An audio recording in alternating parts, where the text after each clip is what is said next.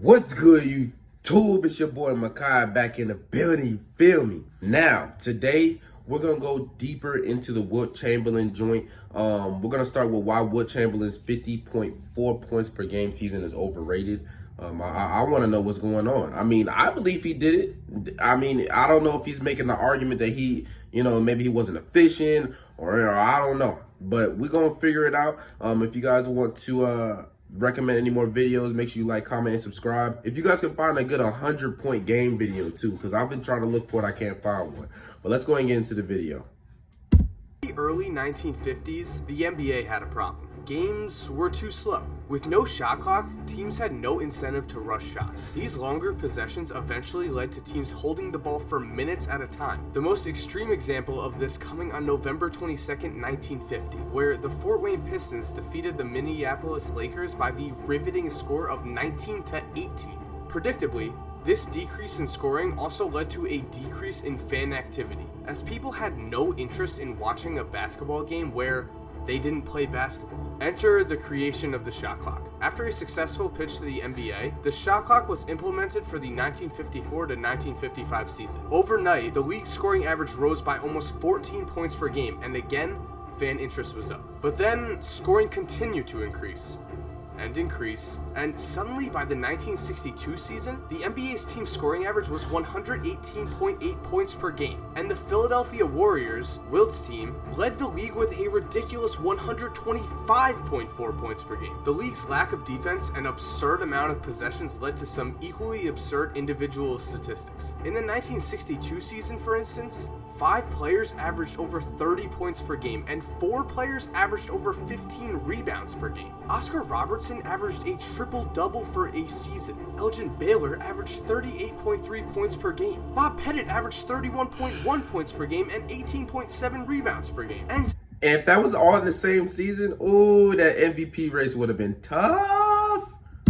none of those 3 players just named finished in the top 2 of MVP voting. The MVP for the 1962 season was Bill Russell, who led the Boston Celtics to the best record in the NBA while putting up 18.9 points and 23.6 rebounds per night. All of these numbers were dwarfed, though, by the season that Wilt Chamberlain had, because in the 62 season, Wilt averaged a staggering 50.4 points per game and 25.6 rebounds per game. By today's standards, those stats aren't just great, they're incomprehensible. However, if we dig deeper into these numbers, things start to make more sense. Okay, so before we go into Wilt's numbers, I want to go over some arguments and counter arguments. Now, in discussing these numbers, a lot of people bring up that the game was white back then, and there were no European players, which led to Wilt being able to dominate more. But I don't really buy into that because the NBA also only had 9 teams, which means there were 1/3 the amount of players in the league that there are today. So only the best players in the world were playing in the league at that point.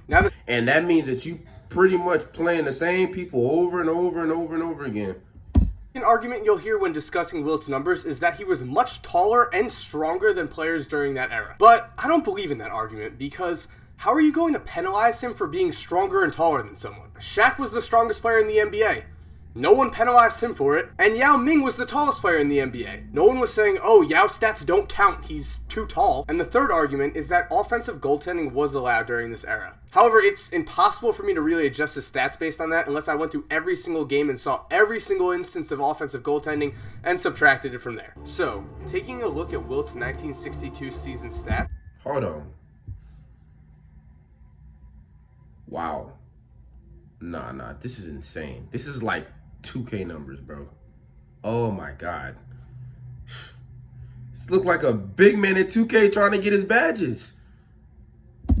They clearly look insane, right? Well, as I said before, in 1962, the pace of play was much faster. Teams then had considerably more possessions, averaging 107.7 field goal attempts per game than they did in 2016, where teams averaged only 84.4 field goal attempts per game. So to modernize Wilt's stats, we must adjust them based on the possessions per game now. Here's how that would look. Still very impressive. right? Well, we're not done, because we still have to take into account minutes per game. In the 1962 season, Wilt averaged an absurd 48.5 minutes per game, which means he averaged more minutes than there are in an actual basketball game. This happened because of various overtime games throughout the season. Though even with overtime games, Wilt would never approach those numbers today. In the modern NBA, the game has become much more physically demanding and teams have gotten smarter, so players' minutes are limited to a certain degree. The leader in minutes per game in 2016 was James Harden with 38.1. So if we are modernizing Wilt's numbers, his minutes have to be modernized too. For argument's sake, we will give Wilt 38.1 minutes per game, tying him with the leader in minutes per game. So when adjusted for possessions and minutes, Wilt's new stats look like this. Now, things make a lot more sense. 31 and 16 is still an elite stat line, but it doesn't seem impossible. Now, to further emphasize just how ridiculous the stats were in 1962, let's take a look at some of the players we talked about earlier. Here are Elgin Baylor, Bob Pettit, and Bill Russell's stats in 1962. Again, they look crazy, but when we adjust them, they also look much more realistic. Now, Oscar Robertson is famously known for averaging a triple-double for a season, but when his stats are adjusted, they become much more comparable to a season that a modern-day player such as Russell Westbrook could have. And speaking of modern-day players, let's take a look at what would happen if the script was flipped, and today's stars had their stats adjusted as if they were playing in 1962. And yes, I took three-pointers out of the points per game. So the 2016 NBA MVP will be Steph Curry. This year, he averaged 30.1 points per game, 5.4 rebounds per game, and 6.7 assists per game. If his stats were adjusted, however, he would have averaged 40.9 points per game, the third most in NBA history, on top of 11 assists and 9 rebounds. Those numbers are just as ridiculous as Wilt's 1962 numbers. Looking at some other players, LeBron would average a triple-double with adjusted stats. Durant would just miss one, and Andre Drummond would average an awesome 25.2 rebounds per game. And Westbrook, the player who had the most triple-doubles this season, would put up an incredible 36 points, 17 assists, and 13 rebounds. What's so crazy about that is that those numbers look like something that Russell Westbrook has already averaged. Even though I know he didn't, obviously, but that's crazy.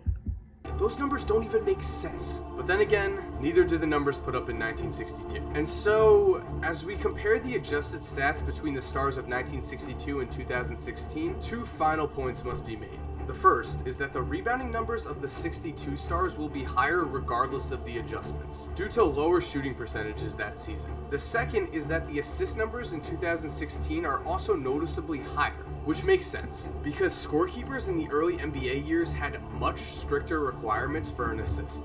62 adjusted numbers were insane. And while I did just do all this, I did the math, it took me a while, but whatever, I just want to say that Wilt averaging 50 points a game, even when you adjust the stats, even when you do everything, it's just absurd. You still have to put 50 points in a basket, which is very difficult. With that said, I hope you guys enjoyed today's video, and please subscribe. So he's saying that 50 points a game, it was overrated because of the minutes played and the number of possessions and everything like that around that time. That's why it's overrated.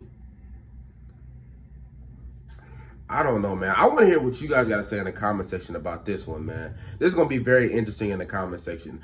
I don't know, man. And until my next video, man, I'm going to catch y'all.